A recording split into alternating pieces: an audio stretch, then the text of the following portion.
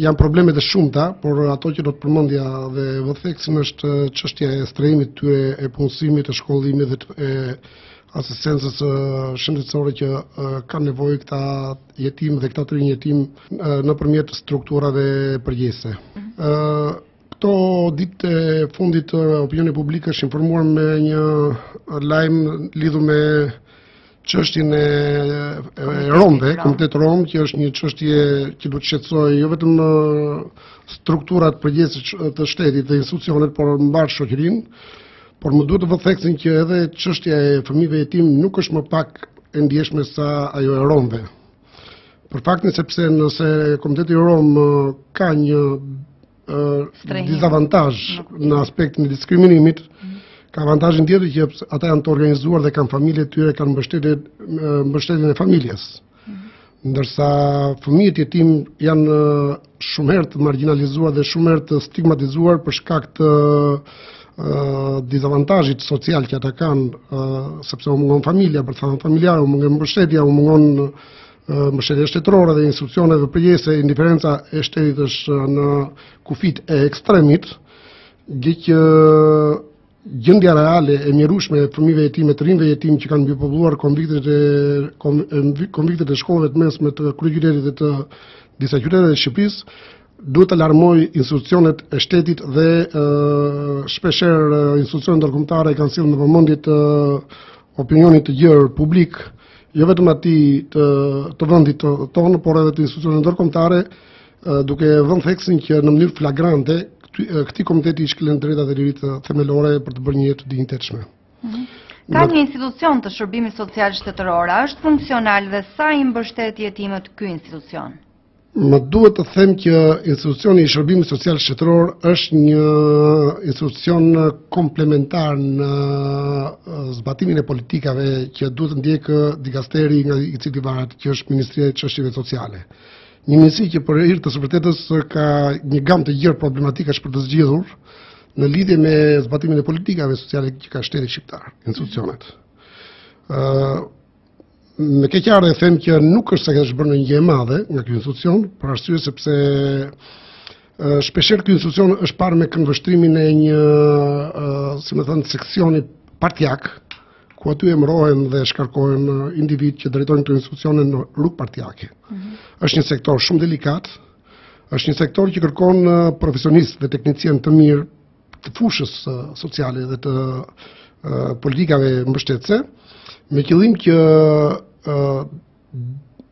eficienca e këtij institucioni të jetë në kota shumë të larta dhe të shërbejë del për së drejti për të arritur rezultatet konkrete në ndihmë të shtresave në nevojë. Më duhet thënë që pjesa më e madhe e buxhetit të shtetit që miratohet çdo vit i kalon pikërisht këtij dikasteri, shërbimit social shtetëror, ku planifikohen format e mbështetjes për grupet sociale në nevojë, asistenca sociale familjeve që janë të pazënë në punë, grupet e tjera vulnerabël që kanë nevojë për mbështetje tetraplegjik, paraplegjik, fëmijët jetim, familje me nëna fëmijë jetim, të cilët janë në fokus të programeve politikave mbështetëse të institucioneve, dhe këtu gjithë politika duhet përqendrohet pikërisht në një ekspertizë dhe në një program shumë të specializuar të teknicienëve, të ekspertëve që të ndërtojnë politika të tilla në bashkëpunim me pushtetin lokal për ta ndjerë nga afër pikërisht këtë mbështetje dhe suport shtetëror. Ju deklaroni që jetimet po përballen me vështirësi të ndryshme, por cilat janë shkaqet kryesore apo kujt ja hidhni fajin?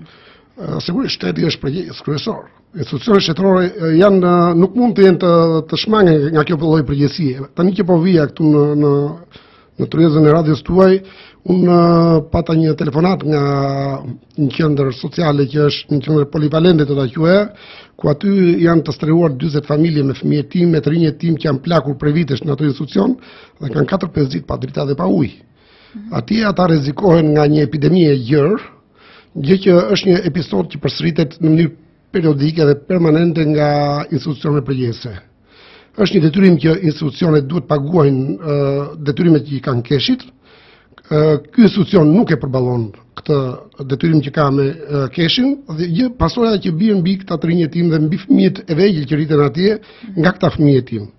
Është një plag e madhe sociale, një tablo e shëmtuar që po të vemi atje, unë do të njoftoj mediat këto ditë për të parë dhe për të sjellë në vëmendje të publikut një skenë skandaloze se si në ato kushte të mjerueshme të mjerimit ekstrem jetojnë grupe të caktuara të shoqërisë që janë fëmijët e tim, të rinj jetim të plakur dhe të pa integruar në jetën e shoqërisë. Është një tablo atje, sa ka shkuar numri? Atje është numri në total në Shqipëri. Numri i fëmijëve jetim sipas statistikave që kemi ne dhe monitorimit që kemi bërë është 31.000. Institucionet e shërbimit social shtetëror prej 13-14 vitesh kanë deklaruar që numri i këtyre fëmijëve është 18.000,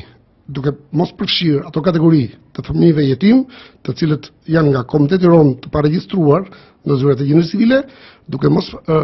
përfshirë dhe ato familje të fëmijëve jetim të cilët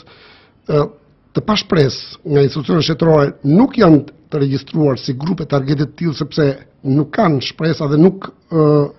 si më thënë, e shikojnë me skepticizëm mbështetjen e institucioneve shtetërore dhe ata shehin shifrat reale? Jo i fshehin, por nuk kanë interes për të deklaruar një gjë të tillë sepse ndoshta kanë dhe suportin e të afërmve të tyre,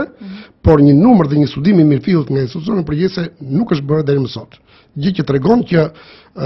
kjo është një detyrë shumë e rëndësishme që i takon pushtetit lokal në radhë të parë, por dhe shërbimit social shtetëror që është në rolin e një institucioni shumë të rëndësishëm të monitorimit dhe të inspektimit të standardeve dhe të shërbimeve që ofrohen në qendra rezidenciale shtetërore dhe në qendra komunitare në bashkëpunim me pushtet lokal. Me që jemi tek pushteti lokal, çfarë qëndrimi ka mbajtur me problemet e jetimëve deri tani? Absolutisht duhet të thosha që është në nivelin e papërfillshëm. Vëmendja e pushtetit lokal, sepse kemi sjellë në vëmendje të opinionit publik rolin e rëndësishëm që duhet të ketë pushteti lokal në zbatimin e politikave sociale që i vijnë në ndihmë këtyre kategorive të jetimëve. Do të thoshe që në disa rrethe të Shqipërisë, po t'i referohemi qytetit Sarandës apo qytetit Shkodrës apo qytetit Vlorës, ku ka qendra sociale shtetërore që trajtojnë fëmijët jetim, pushteti lokal këtu është inekzistent, indiferent. Patjetër që është një rol shumë i rëndësishëm për të ndikuar në përmirësimin e situatës dhe të shërbimeve që ofrohen në këto qendra, është detyrë tashmë, jo si më thënë një lloj përgjegjësie kalimtare, është një detyrë ligjore që këto institucione duhet të përmbushin në plotësimin e standardeve të shërbimeve që ofrohen në këto qendra. Ka shtëpi fëmijë që nuk plotësojnë minimalisht kuotën ditore të ushqimit të këtyre fëmijëve. Një detyrë e veçantë i lind edhe qeverisë së ardhshme për të ripar buxhetin që ofron për këto qendra, që ka të bëjë me mirë ushqyerjen e tyre fëmijëve, me veshjen e tyre, me shërbime të tjera që kanë të bëjnë me mirëmbajtjen dhe me shërbime të tjera që kanë nevojë këto institucione, dhe një pjesë e fondeve që keq përdorohen apo janë keq përdorur nga qeveria aktuale në IKI, unë mendoj që duhet të ripar, për shkak sepse nuk mund të shteti me taksat e qytetarëve shqiptar të buxhetoj organizata jo qeveritare, të cilat janë organizata dhe kaq.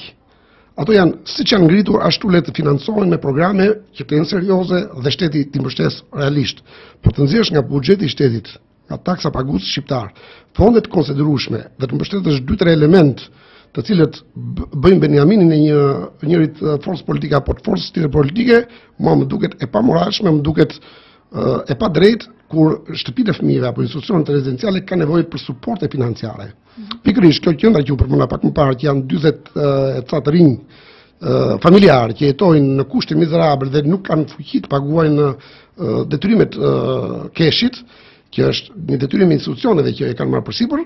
këto para që janë një shifër gati 30 milion lekë të vjetra që jepen 2-3 individëve në vit për të mbështetur një shoqat, mua më duket absurde. Shteti duhet të menaxhojë mirë të ardhurat nga taksa paguesit. Këto ardhurat kalojnë atje në programe mbështetëse ku ka nevojë të ndryhet. Qartë, një nga kategoritë e jetimëve janë edhe fëmijët e policëve të rënë në detyrë. Sa janë dhe si janë trajtuar ato? Sigurisht janë bërë përpjekje në gjithë këto vite për të përmirësuar statusin social të këtyre fëmijëve të policëve të rënë detyrë. Janë, me sa kam informacion, janë 360 familje të policëve të rënë detyrë, një pjesë prej tyre nuk e kanë marrë statusin e dëshmorit të dheut. Kjo duhet parë në të ardhmen, por unë mendoj që duhet bërë më shumë, sepse këto janë familje që meritojnë më shumë mbështetje nga institucionet përgjegjëse që duhet përgjihen për të përmirësuar cilësinë e jetës së fëmijëve, të cilët sot u mungon figura më e dashur e tyre, që është figura e prindit, e babait, gjë që ai është sakrifikuar për interesat e larta të dheut, në krye të detyrës. Është detyrë e institucioneve që të motivojnë sa më shumë këto familje me qëllim që të mos demoralizojnë radhët e policisë së shtetit, por në fund të fundit është një drejtë e tyre për të kompensuar atë dhimbje të madhe që ata kanë, sa më shumë që të mundur, me qëllim që dhe ata të mos diferencohen nga pjesa tjetër e bashkëmoshatarëve të tyre. A ka fëmijë tim që kanë braktisur shkollën për shkak të kushteve të vështira që ndodhen dhe sa janë? Janë shumë fëmijë që në kushte të pamundësisht për të vazhduar shkollën, braktisin shkollën, dalin lypin. Zakonisht në muajt e verës unë vjet biles bëra një vëzhgim dhe është një ushtri e madhe lypsarëve të këtij kontingjenti, kryesisht nga fëmijët e komunitetit rom, por dhe fëmijë jetim me një prind apo pa prindër për qëllim pranë të afërmve, të cilët në forma të ndryshme pushtojnë lokalet e kryeqytetit, lanën e kryeqytetit dhe mbi popullojnë këto ambiente publike për të siguruar të ardhurat dhe për të jetuar. Sigurisht thash dhe një këtu los rol kryesor pushtet lokal, këto zyrat e mini bashkive për të monitoruar dhe për të mbajtur situatën në kontroll, në bashkëpunim edhe me strukturat e policisë së shtetit. Tashmë ne jemi në një stad të tillë që nuk është e pranueshme që skenat të tilla të shikojmë në një realitet të tillë, kur flasim për standarde, kur flasim për rritje të nivelit ekonomik, kur flasim për disa kritere që na i vendosin ndërkombëtarë dhe për të përqasur me modelet e familjes së Bashkimit Evropian, gjë që duhet të jetë në fokus të politikave që duhet të ndërtojë qeveria e ardhshme, me qëllim që të koordinojë veprimet me struktura përgjegjëse dhe për të eliminuar fenomenin e lypsarisë dhe fenomenin që i bën këtë kontingjent vulnerabël dhe shton radhën e lypsarisë, dhe në fund të fundit kjo është një imazh shumë i keq për shoqërinë, për shtetin dhe për vetë vendin tonë. Zoti Tromani, do doja ta mbyllim këtë intervistë me një apel tuaj. Apeli im është që politikanët që do të vinë të ulen në parlament, unë kam dëgjuar për disa billboardera të kryeqytetit që është një reklam shumë e bukur dhe interesante, që u bëhet apel këtyre deputetëve që firmën e parë vendosin për ne fëmijët, veçanërisht për fëmijët e tim, për fëmijët e braktisur. Dhe mbase diçka do të bëjmë në fillim të seancës së parë parlamentare, unë kam kërkuar një takim me zotin Meta që do të jetë në rolin e kryetarit të Kuvendit të Shqipërisë, për të propozuar një ide që të sjellë në vëmendje të publikut një sensibilitet të lartë të ligjvënësve për të prezantuar me tjetër filozofi në parlamentin e Shqipërisë, me filozofinë e këndvështrimit social të politikanit, të ligjvënësit, dhe jo me atë filozofinë që na kanë shoqëruar tërkohës me konfliktualitet dhe me retorika të ashpra që është reflektuar dukshëm dhe në mjedisin tonë shoqëror, në familjet tona shqiptare, dhe që nuk i ka bërë mirë gjithë kësaj kohe integrimit të vendit.